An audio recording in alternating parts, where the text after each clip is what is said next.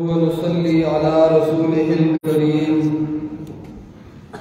أما بعد فأعوذ بالله من الشيطان الرجيم بسم الله الرحمن الرحيم إن هذا القرآن يهدي للتي هي أقوم وقال تعالى في مقام آخر كتاب أنزلناه إليك لتخرج الناس من الظلمات إلى النور وقال قائدنا الأعظم رسول الله صلى الله عليه وسلم الماهر بالقرآن مع السفرة الكرام البررة وقال عليه الصلاة والسلام أشراف أمتي حملة القرآن وأصحاب الليل وقال عليه الصلاة والسلام خيركم من تعلم القرآن وعلمه جميع الكتب يدرك من قرأها جميع الكتب يدرك من قرأها ملال أو فتور أو سعامة سوى هذا الكتاب فإن فيه بدائع لا تمل إلى القيامة الله أكبر إن دين محمد وكتابه أقوى وأقوم قيلا لا تذكروا الكتب السوالف عنده طلع النهار فاطفئ القنديلا ومعزز دے زمانے میں حامل قرآن ہو کر ومعزز دے زمانے میں حامل قرآن ہو کر ہم خوار ذلیل ہوئے تارک قرآن ہو کر دو پشاور رشید گڑے او د نږدې د پېښور د دې علاقې سره تعلق لرونکو ډېر د قدر او د عزت قابل شیوخ علماء کرام اور طلباء نوجوانان اور سپینګری بوډاګان ډېر عزتمند اور بابرکت مجلس سره زمون واسطه راغلی ده دې کې هیڅ شک نشته چې موږ ډېر کمزوري یو خو دا کم منهج د قرآن او د حدیث سره چې مو تعلق دی دا منهج دومره قوي دی چې د کمزوري نه کمزوري انسان ډېر اعلی مقام ته رسوي الله دې موږ تاسو ته ورسوي د نحوی او مسئله مشهوره وای نکره چې معرفت ته مضاف شي که پوره معرفت نشي خو په حکم د معرفت کې شي نمون ډېر کمزوري یو خو چې د قرآن او د حدیث غونډه روحانه مسلک منهج او موقف سره متعلق راشي ان شاء الله موږ به الله سبحانه و تعالی زلی او چې کله زموږ आवाज کې اخلاص وي نو هیڅ بعیده خبره نه ده چې د ټولو نه کم خلک چې هغه اهل الحدیث دي د ټولو نه کمزوري خلک ګڼلی شي د ټولو نه بېڅوکه او بېطاقته خلک ګڼلی شي که دا د قرآن او د حدیث اواز موږ په صداقت سره اوچت کو او د قرآن او د حدیث په دې چغه کې موږ مخلص شو اس بعید نه ده چې لسته کاله بعد ګوره په دې ملک پاکستان کې به د قرآن او د حدیث اواز اوچت وي انشاءالله اور دا ډېره د قرآن د آیاتونو نه واضحه خبره ده چې قرآن دا د چا منهج وي احادیث د رسول الله صلی الله علیه وسلم دا څوک د قرآن شرح وګرځي نو قرآن فرمایي لا يأتيه الباطل من بين يديه ولا من خلفه. بیا قرآن آواز کی اللہ تمرا طاقت اچولے لے کدا باطل نے دنیا ڈکشی ہر طاقت باطل سرشی ہر طاقت مقابل سرشی افراد هم ورسر ډیرشي ار نمونه سپورټ ورسره زیات شي خو د قرآن فیصله ده لا یأتیه الباطل من بین یدیه د قرآن او د حدیث مخې ته باطل نشي راتلی او دا منل شوې خبره ده اهل الحدیث سره که د حق زور نه وي د چا د ذهن په کناره او حاشیه کې راتلی شي چې دا د سلفیت آواز په پاکستان کې اوچت شوی دی عقل مني ذهن دا خبره مني د خلکو د علماو د فتوو ته وګوره د مفتیانو د قلم د تیزۍ ته وګوره په منبر او محراب د قرآن او د حدیث د خلکو د دشمنۍ ته وګوره او د قرآن او د حدیث د مراکز او مساجد او د منهج دومره په تیزۍ سره تلو ته وګوره دا د دې دلیل دی اے خلکو موږ سره ډېر مال نشته اے خلکو اهل الحدیث سره ډېر طاقت نشته اے خلکو موږ سره ډېره میډیا هم نشته اے خلکو موږ سره دومره حکومتي سپورټ هم نشته خو نن چې هر ځای د قرآن آواز دی نن چې هر ځای د حدیث آواز دی وجه دا ده موږ په هر میدان کمزوري یو خو دلیل په میدان باندې د احد د غر نه مضبوط دلایل موږ سره دي او انشاءالله الرحمن کوم عالم کې چې عنابت وي کوم عالم چې واقعي د رب نه یریدونکي وي او کوم عوام چې غواړي چې واقعي مونږ رب ته روان یو آخرت دې زمونږ ښایسته شي مونږ دې د قبر د عذاب نه بچ شو مونږ دې د شرک او بدعت نه بچ شو مونږ دې د رسم او رواج نه بچ شو هغه علماو هغه عوامو دا تسلیم کړي ده چې کچرې سړی پې د نارواو نه بچ کېږي سړی پې د شرک او بدعت نه بچ کېږي سړی پې د پارټو تنظیمونو نه بچ کېږي سړی پې د اختلافاتو نه بچ کېږي سړی ته کرم ملاویږي د عالمانو او د عوامو په دې اتفاق دی چې هغه منهج د اهل الحدیث د قرآن او د حدیث منهج دی دا واحد هغه پروګرام دی دا واحد هغه دعوت دی چې په دې سره انسان د قرآن او د حدیث پیغام په مخ کې بوتللی شي دا مجلس مقرر شوی دی د انوار القرآن په حوالې سره دا قرآن دا د رب یو عظیم کتاب دی شیخ الاسلام حافظ ابن تیمیہ رحمت اللہ علیہ مجموع الفتاوی کی لکھی وہی دا اللہ سبحانہ وتعالی چې څومره نعمتونه په بندګانو باندې کړي دي د قرآن عمر عظیم نعمت الله په دې امت باندې بدل کړي دا ډېره غټه خبره ده اور زاد المسیر تفسیر کې علامہ ابن الجوزی رحمت اللہ علیہ لکھی وہ یو سړی د قرآن ووري د قرآن او د حدیث په مجالسو کې لیکيني که په قرآن او حدیث د اسلام نشوا دنیا کې بل داسې پروګرام نشته چې د اسلام وشي نو قرآن او احادیث د رسول الله صلی الله علیه وسلم ورونو دین بغیر زمون ګاډي نه چلیږي دین بغیر زمون ژوند صفر دی که عقیده د قرآن او د حدیث برابر نشوا دا عقیده نه ده که عمل د قرآن او د حدیث سره برابر نشو دا عمل نه دی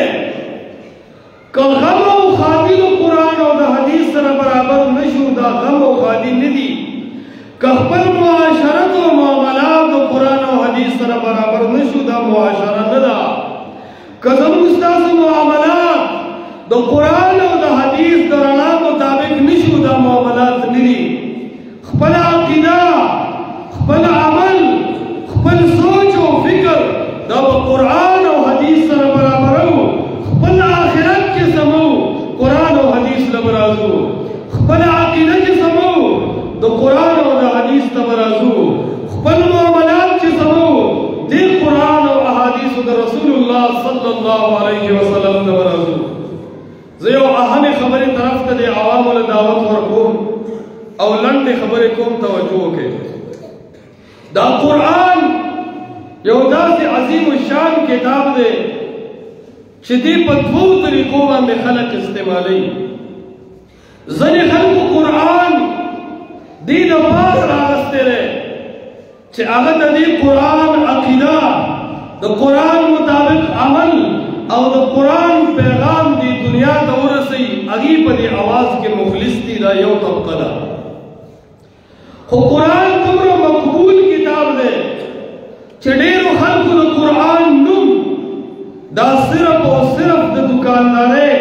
یا د عوامو د ذهن اغستلو لپاره استعمال کړی دی. زه د دې لنډه نمونه ورکوم. په بعضې خلکو باندې اکابر پرستي غالب شوې ده، نو هغې د قرآن هغه محمل له ترجیح ورکړې ده، د قرآن هغه تفسیر مقبول ګرځولی دی کم تفسیر چې اکابرو کړی دی، که د احادیثو د رسول الله سره تضاد خوري،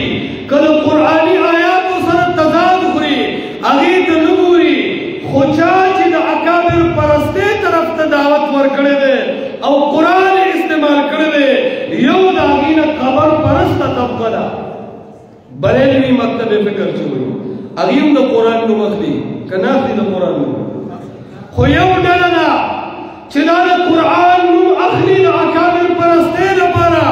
د آیاتونو نه د اولیاو آیاتونه راجمع کوي، هغې نه شرک ثابتوي، هغې نه قبر پرستي ثابتوي. چا چې د تعویذونو بازار ګرم کړی دی،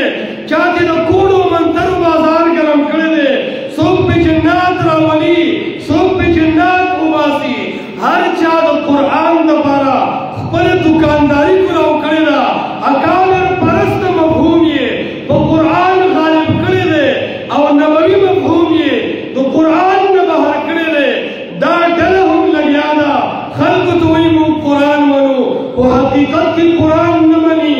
اکابر مني، مقابر مني، شخصیات مني اور رائے مني، نظریات مني، اقوال مني. صرف د قرآن نوم اخلي، د خلقو توجه به اخلي. دویمه ډله ده هغې قرآن کې خپل ذهن تشریحات یې په قرآن غالب کړي دي. منکرین د احادیثو د رسول الله صلی الله علیه وسلم فرویزی ذهن چې ورته وایي، هغه هم په هر منبر قرآن کوي، خو د پرویزی مطلب فکر، د منکرین حدیث مطلب د قرآن نه، دا آسمانی کتاب نه دی، د قرآن نه، د محمد مصطفی صلی الله علیه وسلم تشریحات مراد نه دي، بلکې منکرین حدیث چې د قرآن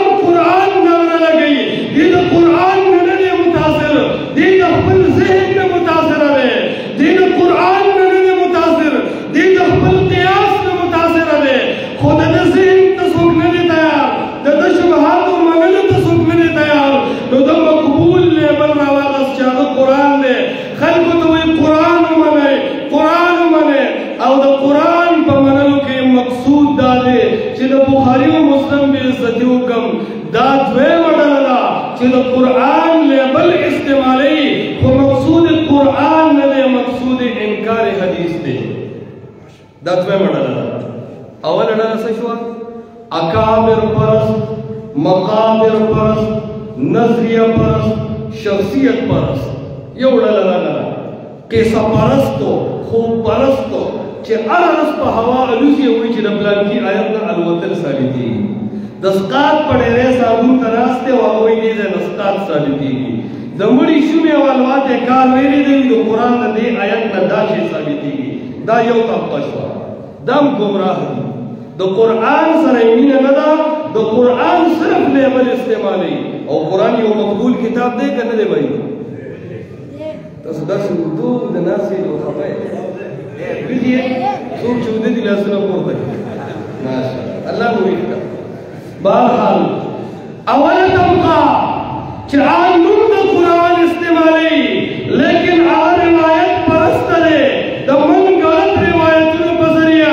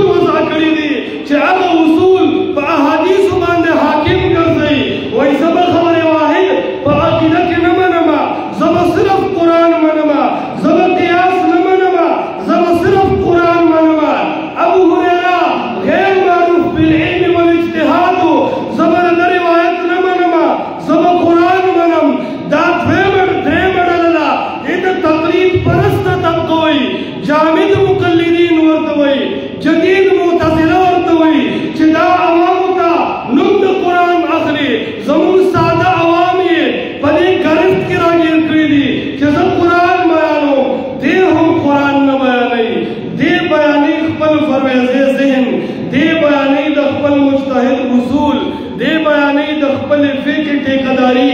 دا هم د قرآن بیان مقصود نه دی دا تقلید پرست دی او په تقلید کې جامد تقلید درجې ته رسېدلی دی خو په دې قرآن چونکې مقبول نوم دی نو ده په دې استعمال کو چې د احادیثو مقابله کې خپل اصول په خلکو ومنل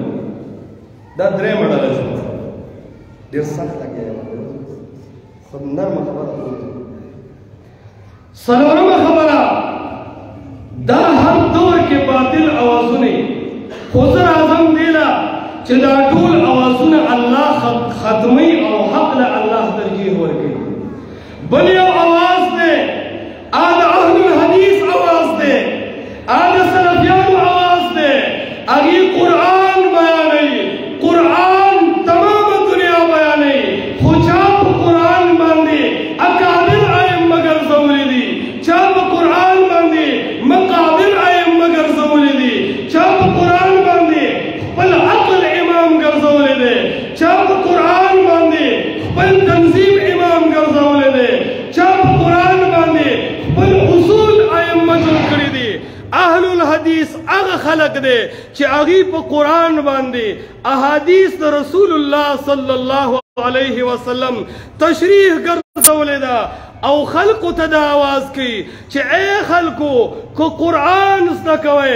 دا په احادیثو د رسول الله علیه السلام زده کې د قرآن تشریح عقل نشي کولی د قرآن تشریح اصول نشي کولی د قرآن تشریح دماغ نشي کولی د قرآن تشریح روایات نشي کولی د قرآن تشریح اکابر نشي کولی د قرآن تشریح مقابر نشي کولی د قرآن مسلمه تشریح محمد رسول الله صلی الله علیه وسلم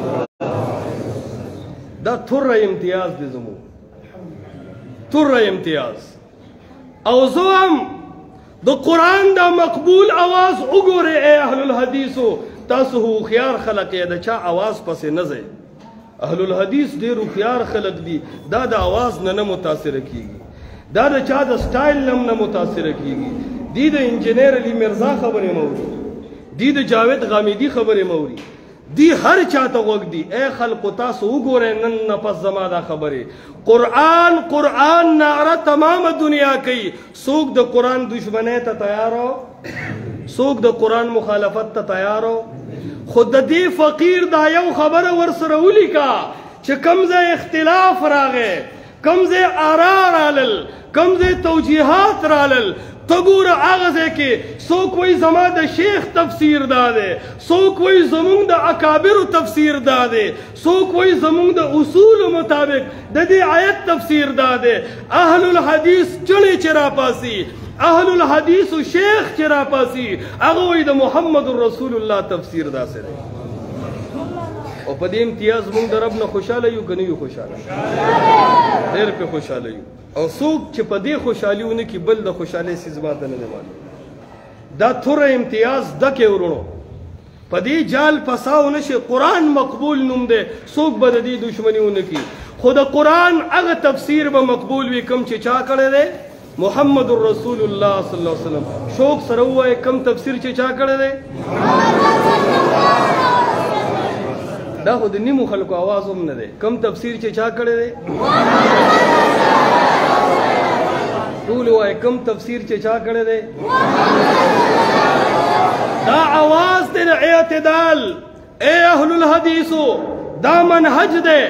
دا د قرآن او د حدیث پیغام دی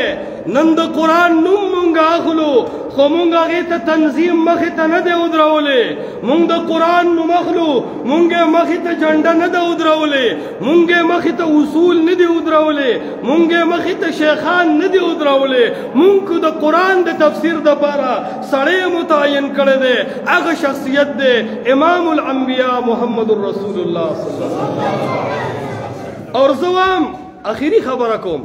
چې دا منهج الله قبلی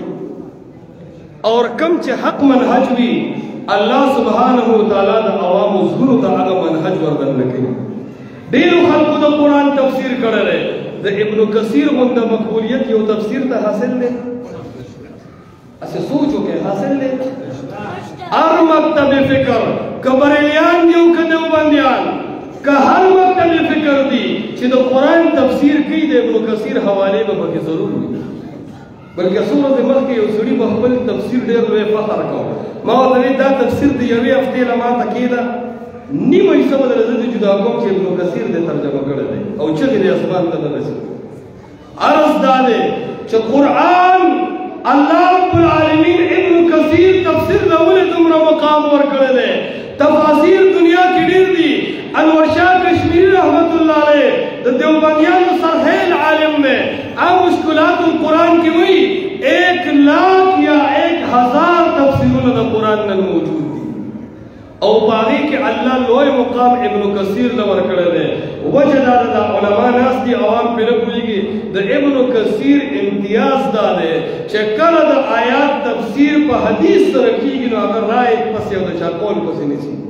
لومبی په تفسیر کې چې مقدم کوي حافظ عماد الدین صاحب نو هغه د الله د پیغمبر احادیث مخکې کوي دا د دې دلیل دی چې څوک د قرآن تفسیر په احادیثو د رسول الله صلی الله علیه وسلم سره کوي هغه خلق او هغه تفسیر الله مقدم کوي نو څه کوم چې اهل الحدیث د قرآن تفسیر کوي په احادیثو د رسول الله صلی الله علیه وسلم سره او بعید نه ده چې په دې دنیا او په دې عالم کې به الله د قرآن او د حدیث د اواز او د جنډا د اهل الحدیث علماء په لاس باندې روشن کړي او دا د ابن کثیر مقبولیت هم د هر منکر حدیث په مخ سپېړه چې د قرآن هغه تفسیر رب ته مقبول دی کم تفسیر چې چا کړی وي محمد رسول الله صلی الله علیه وسلم نو د محمد رسول الله علیه السلام تفسیر چې چا کړی دی الله مقبول کو او چا چې د محمد مصطفی احادیث رد کړي دي الله مردود وجه سره وجه دا ده چې قرآن او حدیث منځ کې یو لوی نسبت دی اخري خبره کوم ورونو دا لوی منهج دی د قرآن او د حدیث رب ته وجاړه 2 رکعاته نفل بزان مقرر کا چې الله د قرآن او د حدیث منهج درکړی دی خو دا د قرآن او د حدیث منهج نه و نن به یو قبر ته په سجده وي نن به یو زیارت ته په سجده وي نن به د یو قبر ډبه ښکلوله نن به د یو پیر خپې چاپې کولې نن به د قبر مالګې پسې ګرځېدې نن به د قبر شالونو پسې ګرځېدې نن به یې په زیارتونو شمې بلولې الله الحدیث کړې د توحید عقیده یې درکړه د دې عقیدې قدر وکړئ دې منهج سره اخلاص سره ملګري شئ دا د قرآن او د حدیث منهج دنیا ته ورسوئ جنګ مه کوئ جګړې مه کوئ کنځل مه کوئ که خلک کنځل کوي به هغې سره حق نشته هغې سره دلیل نشته ای اهل الحدیثو تاسو سره کنځل مزه نه کوي موږ سره غلطې خبرې مزه نه کوي موږ سره قرآن دی موږ سره احادیث د رسول الله علیه السلام دي خلک به پکې لګوي موږ به خاندو خلک به کنځل کوي موږ به قرآن وایو خلک به کنځل کوي موږ به احادیث د رسول الله علیه السلام وایو خلک به طعنې لګوي خلک به پراپګنډې کوي دی به د طعنو د فتوو په خوب باندې ودوي سحر چې راپاسي الله به د قرآن او د حدیث اواز په ټولې دنیا باندې خور کړي نو دا خو د ټولو عزم دی چې دی د قرآن او د حدیث منهج سره به کلکه ملګرتیا کوو که نه کوو د شیخ روح الله توحیدي صاحب په دې جامعه کې د الله په دې کور کې کلک عهد وکړي د قرآن او د حدیث د منهج سره به کلکه وفا کوو که نه به کوو